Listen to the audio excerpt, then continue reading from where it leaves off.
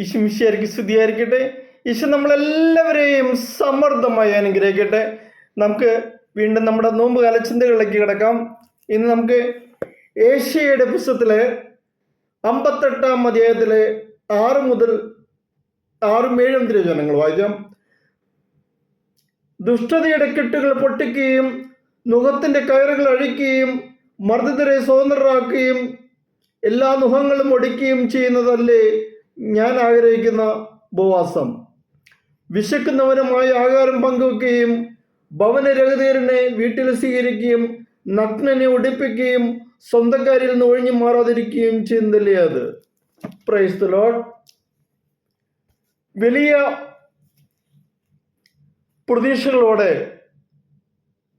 Babylon പ്രവാസത്തിൽ നിന്ന് മടങ്ങി വന്ന ജനത്തിന് പ്രവാചകന്മാർ വാഗ്ദാനം ചെയ്ത സമ്പത്തും സമൃദ്ധിയും സന്തോഷം ഒന്നും തന്നെ ലഭിച്ചില്ല.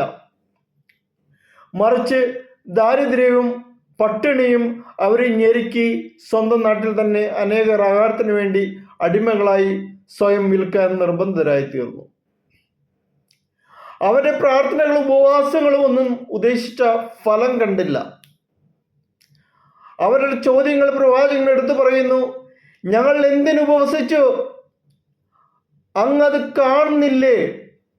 ഞങ്ങൾ എന്തിന് ഞങ്ങളെ തന്നെ എളിമപ്പെടുത്തി? അങ്ങത് ശ്രദ്ധിക്കുന്നില്ലല്ലോ. ഈ ചോദ്യത്തിനുള്ള ഉത്തരമാണ് പ്രവാചകൻ നൽകുന്നത്.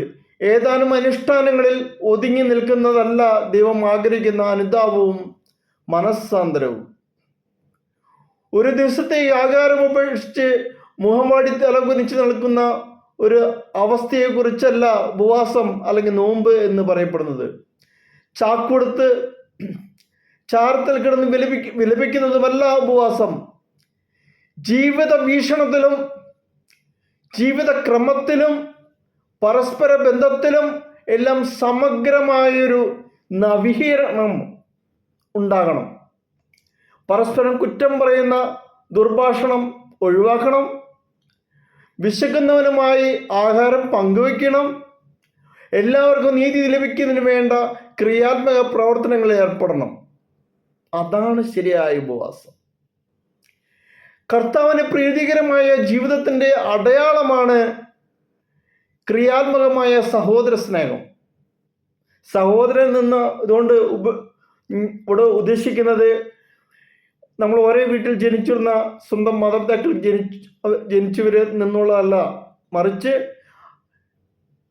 ഈ ഭൂമിയിൽ ജനിച്ചു വീഴുന്ന എല്ലാ മനുഷ്യരും സഹോദരന്മാർ തന്നെയാണ്.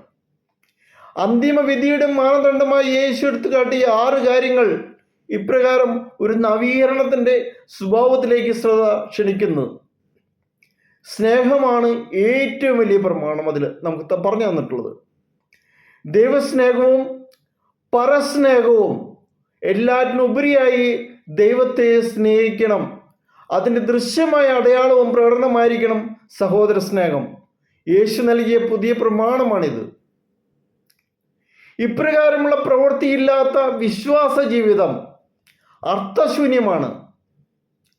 ആചാര അനുഷ്ഠാനങ്ങൾ വ്യർത്ഥമായ സുരക്ഷിത ബോധം നമുക്ക് നൽകും എന്നതിനാൽ അപകടകരവുമാണത്. ലൗകിക സമ്പത്തുണ്ടായിരിക്കെ ഒരുവൻ തൻ്റെ സഹോദരനെ സഹായം മറിയിക്കുന്നതിനായി കണ്ടിട്ടും അവനെതിരെ ഹൃദയം അടയ്ക്കുന്നുവെങ്കിൽ അവനിൽ ദൈവസ്നേഹം എങ്ങനെ കുടികൊള്ളും? 1 യോഹന്നാന്റെ 3:17-18 അതുകൊണ്ടാണ് പറഞ്ഞിരിക്കുന്നത്, കുഞ്ഞുമക്കളെ, വാക്കിലും സംസാരത്തിലുമെല്ലാം നാം സ്നേഹം കാണിക്കേണ്ടത് പ്രവൃത്തിയിലും സത്യത്തിലുമാണ്. ഈ ഉപദേശം യോഹന്നാനിലൂടെ ഈ കിട്ടിയ ഉപദേശം നോമ്പ് കാലത്ത് മാത്രമല്ല ജീവിതകാലത്ത് മുഴുവൻ നമുക്ക് മാർഗദർശനം നൽകണം. അതുകൊണ്ട് ആ ഒരു ക്രിയാത്മകമായ ഉപദേശം സ്വീകരിച്ചുകൊണ്ട് നമ്മൾ ജീവിക്കുമ്പോൾ നമ്മുടെ നോമ്പിൻ്റെ ഈ കാലഘട്ടം നമുക്ക് പൂർണ്ണതയിലേക്ക് എത്തിക്കാൻ സാധിക്കും. അതുകൊണ്ട് സംസാരത്തിലും വാക്കിലും മാത്രമല്ല പ്രവൃത്തിയിലും സത്യത്തിലുമാണ്. അത് ദൈവത്തിന് മാത്രമേ തിരിച്ചറിയാൻ സാധിക്കുകയുള്ളൂ. കാരണം നമുക്ക് മനുഷ്യരെ പറ്റിക്കാൻ സാധിക്കും, ദൈവത്തിനെയല്ല. സത്യസന്ധമായ ഈ അവസ്ഥയിലൂടെ നമ്മൾ നോമ്പ് ആചരിക്കുമ്പോൾ അതിന് സ്വർഗത്തിൽ സന്തോഷമുണ്ടാവും, സ്വർഗരാജ്യത്തിൽ സ്വീകാര്യതയുണ്ടാവും. അതുകൊണ്ട് നമുക്ക് അതിനുവേണ്ടി ഒരുങ്ങാം. ദൈവം നമ്മളെ ഓരോരുത്തരെയും അനുഗ്രഹിക്കട്ടെ. Praise the Lord. നാളെ ഈശോയെ കർത്താവെ പൂർണ്ണമായിട്ട് ഞങ്ങളിതാ സമർപ്പിക്കുന്നു. സത്യത്തിലൂടെ മുന്നേറാനും പ്രവൃത്തിയിലൂടെ ഞങ്ങളുടെ വിശ്വാസം തെളിയിക്കാനും കിട്ടുന്ന ഈ നോമ്പുകാലം പൂർണ്ണമായി വിനിയോഗിക്കാനായിട്ട് ഞങ്ങളെ പഠിപ്പിക്കണമേ. യേശുവെ ഞങ്ങളെ അനുഗ്രഹിക്കണമേ. ഹല്ലേലൂയ.